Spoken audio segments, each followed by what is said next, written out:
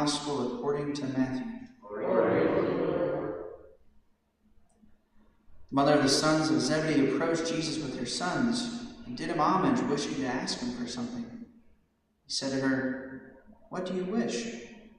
She answered him, "Command that these 2 sons of mine sit, one at your right and the other at your left in your kingdom."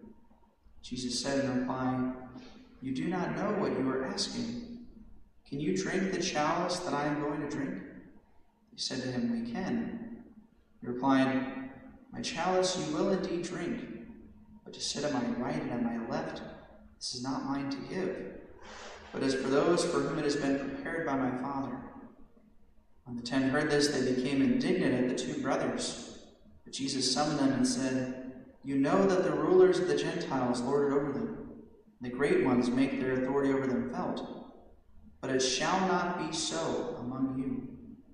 Rather, whoever wishes to be great among you shall be your servant. Whoever wishes to be first among you shall be your slave. Just so, the Son of Man did not come to be served, but to serve, and to give his life as a ransom for many." The Gospel of the Lord. Praise to you, Lord Jesus Christ. Today is the feast of St. James the Greater. So St. James was one of the 3 main apostles that Jesus had, Peter, James, and John. One of the reasons why Jesus had those 3 apostles is because so much of what Jesus did was a reenactment of the Davidic kingdom. So just as in the kingdom of David, there was the 12 ambassadors representing the 12 tribes, so he had his 12 apostles. Just as in the kingdom of David, he had the person who was the prime minister who held the keys of the kingdom. So likewise, he gave that to Peter. Also, David, in his day, he had his 3 main soldiers who were called the 3 mighty men. Right? So Jesus had his 3 main disciples, Peter, James, and John.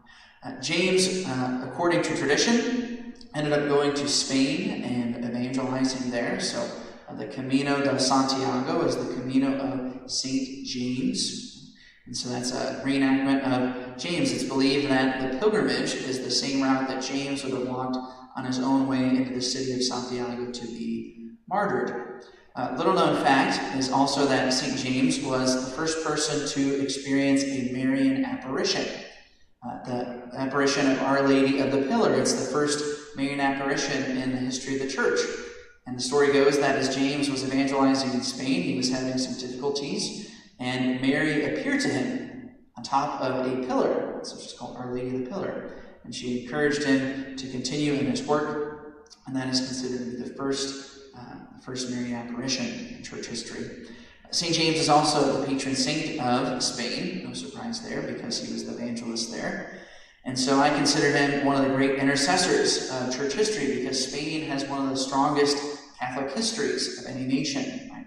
Spain was the only country in Europe where the Protestant Reformation never really took root, for example. And so many of the great saints of church history came from Spain. People like St. Ignatius of Loyola, St. Teresa of Avila, St. John of the Cross. Right?